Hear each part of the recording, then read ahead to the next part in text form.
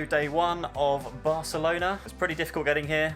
I don't know if you saw in the news, but there have been quite a few riots in the actual airport, actually literally the day before we flew. Finally got here, checked into our hotel, and well,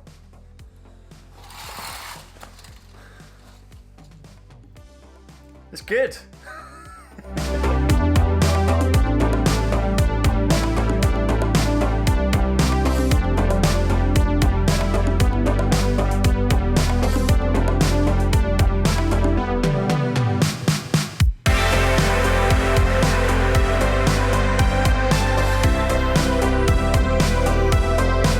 So we're here for the next 3 days for an event called Canales, but it's basically an IT event. First time we've been here, first time we've actually ever travelled abroad for work in 8-9 years, I think it's been. So literally first overseas trip in 9 years of running our own business. Next week particularly I'm doing, I think it's one keynote and a couple of Q&A panel sessions at DatoCon, which is in Paris. Really excited to do. That's our second abroad trip of Techers. There's a couple of events in here which are actually really of interest to me. And so there's a session here on the 16th of October that's how to connect with everyone in the room. That should be, I'm hoping, quite inspirational, so I know a little bit more about what I'm getting myself in for when I'm speaking at DatoCon, because you might not be aware, but I'm not really a public speaker. I mean, I do these videos, but I'm on my own in this room. There's no one else watching right now. Public speaking, it's not really where I'm at just yet, but I really want to get into it. We'll see how it goes. But the main reason for us coming here to this particular event, well, two reasons I guess really. First reason was that one of our suppliers actually paid for most of it. So we've got flights, hotel, transfers. The event itself has pretty much all been covered by one of our suppliers, so that's definitely a big plus. And the second reason is because of the people that are attending and the sessions that are being run as well. There's stuff where we can really learn and grow the business off the back of, really. So this is all about learning new things, getting into new places we've not been before. Very much part of the service that we offer. We provide our standard of service, but for us, we need to break out of our comfort zone so we know that we are offering the best to our customers. So we need to make sure we are consistently going out of our way to look for new things, new opportunities, new products, new services. So we're going to go find the swimming pool now. Hard work.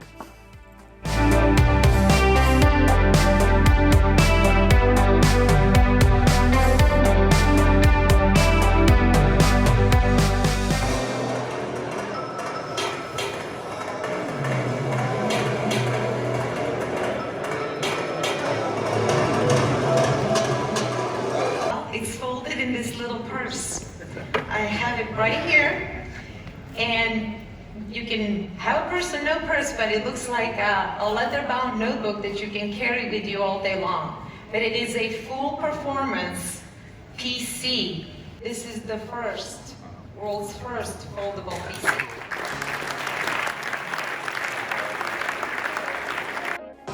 PC. Barcelona's funny. It is October the 16th, about 24 degrees outside, but all of the outdoor pools are shut. You can't even sit on the sun lounger before security comes and escorts you away. So we went indoor swimming instead, and you have to wear keeps your hair dry, that's for sure, but I don't know if it's for clinical or it's just something you have to do over here. It's just a bit odd. But either way, today has been incredible, making some future predictions for the next 12 months. There was also some interesting data on 5G, on Wi-Fi 6 as well, and I think we're going to break that down into a separate video in future, because Wi-Fi 6 is actually really cool from a geeky point of view, really cool. But I'll share that in a separate video just to explain what's going on with it. And one thing that we haven't really come across yet is burner laptops and burner phones are actually a thing and becoming more common in the corporate enterprise world. Not so much in the SME space that we work in. For those of you that don't know what a burner phone or a burner laptop is, just think of yourself as Jack Bauer from 24. It is basically a laptop or a phone which you dispose of once it's served its purpose. So what this means in the business world is that people are traveling outside of their corporate network, say they're traveling overseas to China, or even in some cases they're literally just traveling and taking their laptop outside of their corporate network, outside of their office building perhaps. So once you return, that laptop is completely destroyed. It's not wiped and reused again. because of the level of security that's around these kind of things. Things these days can actually be hardware within the devices themselves. So there was a whole case a while back, Huawei, you know, there's a whole case going on through that between the States and the world at the moment.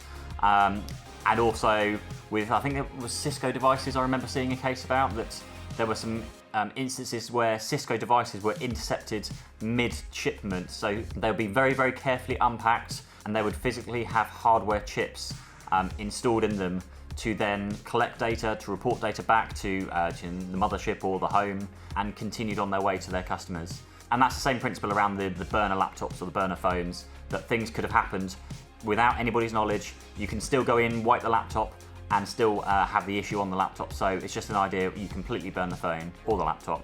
Now, I don't think anyone we work with really has the budget to do that, because that's a very, very expensive thing to do, to have to go and buy a new laptop or a new phone every time you want to go out and do a business trip. It's just not really practical, not in our world anyway. Anyway, we've picked up some great information which we'll be sharing in more future videos, I'm sure. Tonight we are off to Camp Nou, which is, if you can see it, it's just over there. Apparently it's something to do with Barcelona FC, which is a big thing around here, apparently. Really excited to see what that's like, actually. They seem to do things very, very big and very well and properly out here. You know, it's the whole big American convention. And then we're back to things tomorrow morning for half a day, and then we've got tomorrow afternoon to travel back to the UK before the riots start again. Some people we bumped into earlier today said they went out for dinner last night. They went to the town centre, stayed for 3 hours, came outside, and the entire road was on fire with more riots, you know, riot police, people throwing things at there, and they were right in the middle of things. They had to get out of there very, very quickly. So I'm quite thankful we've managed to avoid all of that. But that's all for me this week. Remember, of course, like the video if you did, subscribe if you're not already, hit the bell icon to be notified of future videos.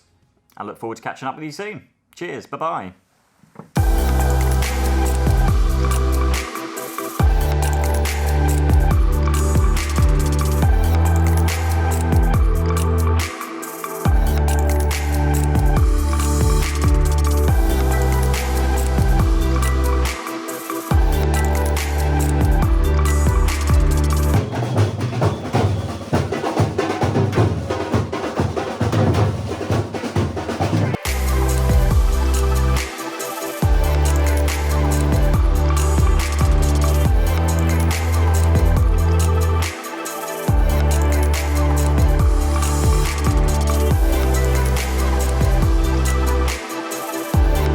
Now, I might be a little bit half cut at this time. It's been a few beers in, but basically spent the evening talking to Brittany Kaiser. If you've watched The Great Hack, then you'll know